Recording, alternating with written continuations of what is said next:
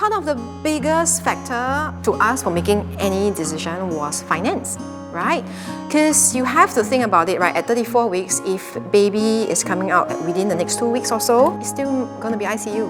And if it's ICU, then oh my gosh, I'm going to get bankrupt again.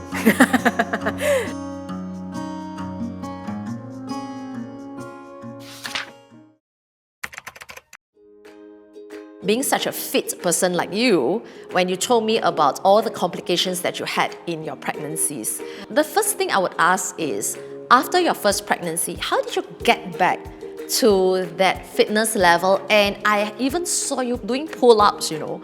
So, did you gain weight after your pregnancy? Oh. Or you were always this slim?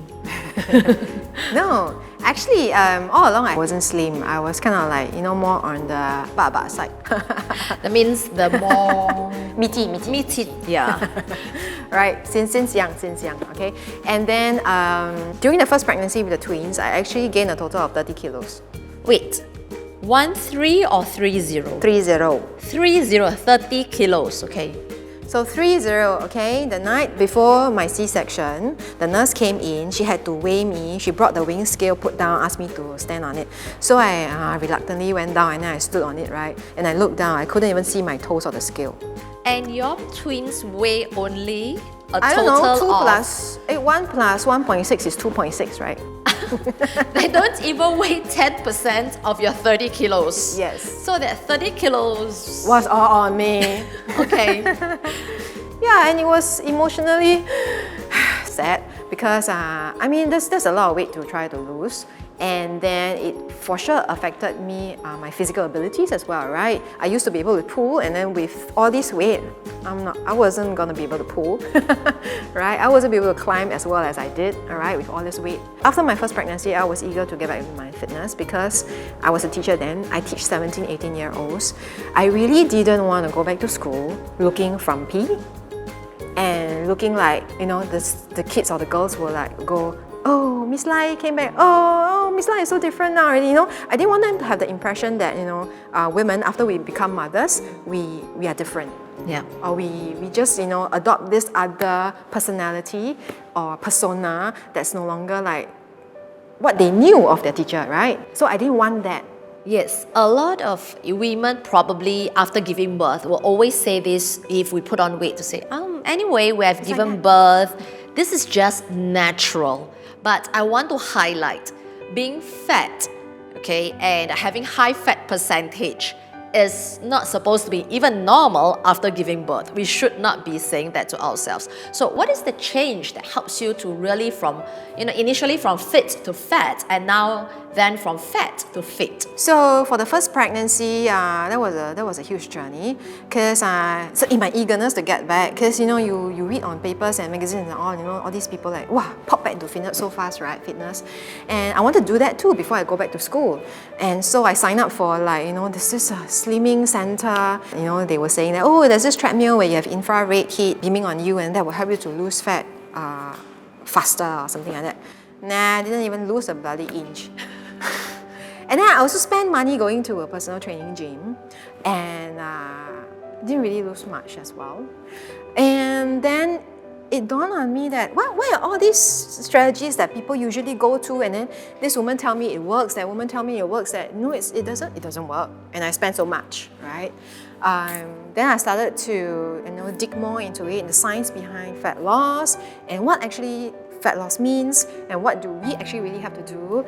All these centers and whatever that you go to, they don't actually really teach you how to eat properly, right? And then so no matter how much time you spend at the center, it's back to square one, right? But the key thing that I wanted to highlight also from this entire journey is that you really need to eat well. And eat well means that you really eat foods that will nourish ourselves. A woman goes on 1,200 calories a day, right, in order to lose weight. So the 1,200 calories, right, she can eat, 10 slices of white bread, right? Or she can pack it with nutritious food from fibers, vegetables, fish or lean meats, a little bit of brown rice.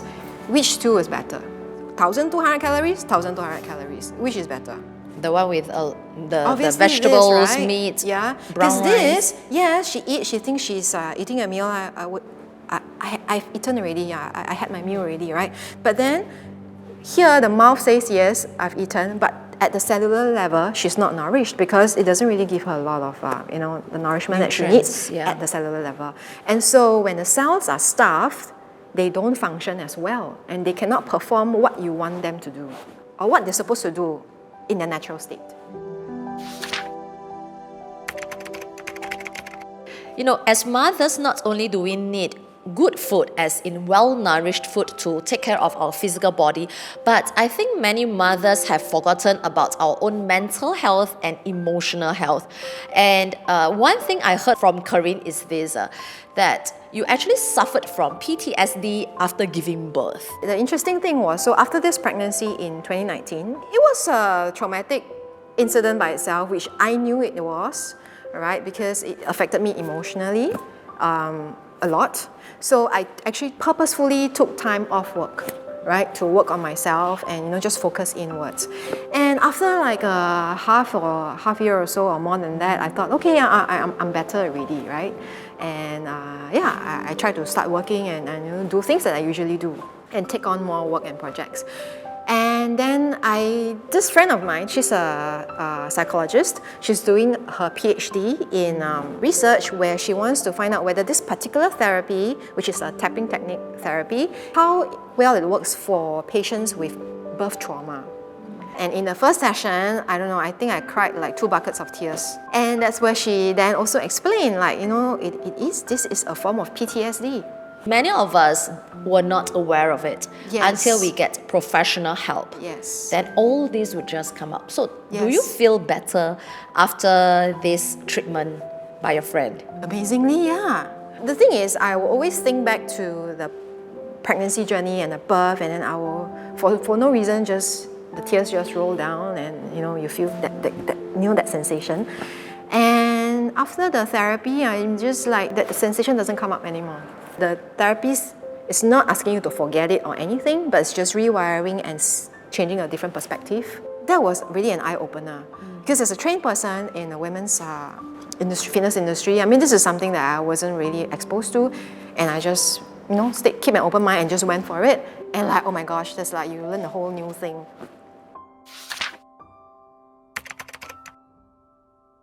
So I understand now you are also helping mothers in your Moms in Sync, and especially in the area of postnatal Fitness. Yeah. So what's the difference between like going to a personal trainer and versus going to someone who knows about the postnatal needs? Yeah.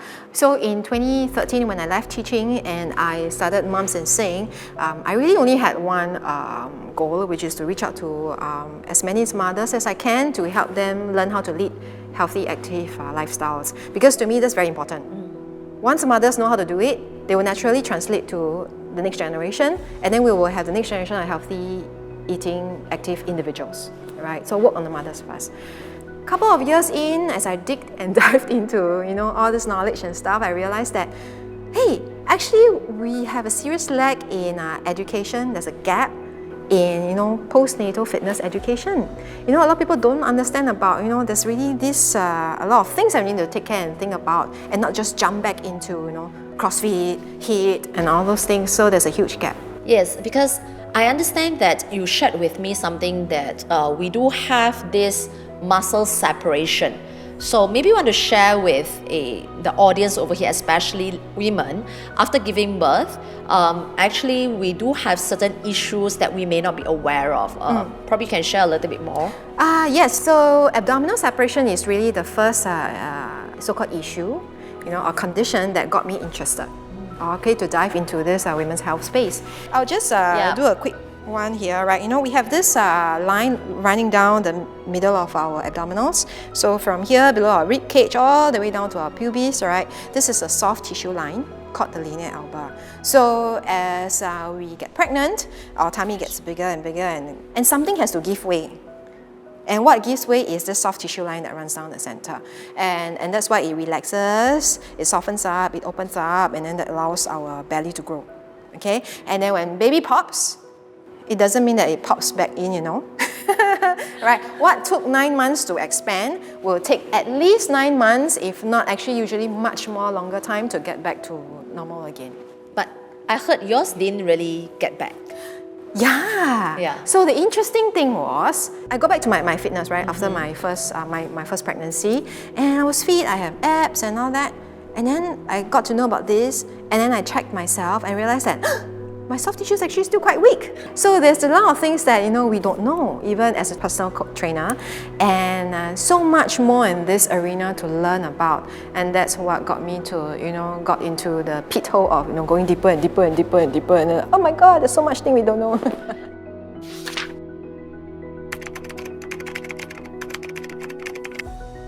What advice would you give to another woman who had just given birth? Oh, so much. But I think really the key thing for a new mom really is to embrace all the help she can get, and to really understand that giving birth is really not just about her doing the work. You have to learn how to delegate work and be open to seeking help and getting all the help you can get. Okay. One last question that I would like to ask Kareen is, what is wealth to you? The most important thing is cash loads in my pocket. That's important. Yes. Yeah. But I mean, not every one of us will have very deep pockets that are full. But I would say, according to my own experiences and what I've been through, really, wealth of knowledge is one of the key things that I strongly believe in, because really learning never stops. All right. So wealth of knowledge will eventually bring us to deep pockets of wealth too. I totally agree with Kareen when she talks about knowledge is wealth. And today we learned so much from Kareen regarding postnatal fitness. It's not just about getting healthy physically, but also mentally and emotionally. And if need be, seek professional help. And of course, finance is also the key. So let's start to take care of all aspects about our wealth as well. See you in the next episode. I strongly believe that consistent hard work will pay off eventually. So do something small, no matter how small, every day. Over time, we will get a lot out of it, and we will be much better off than we were from day one.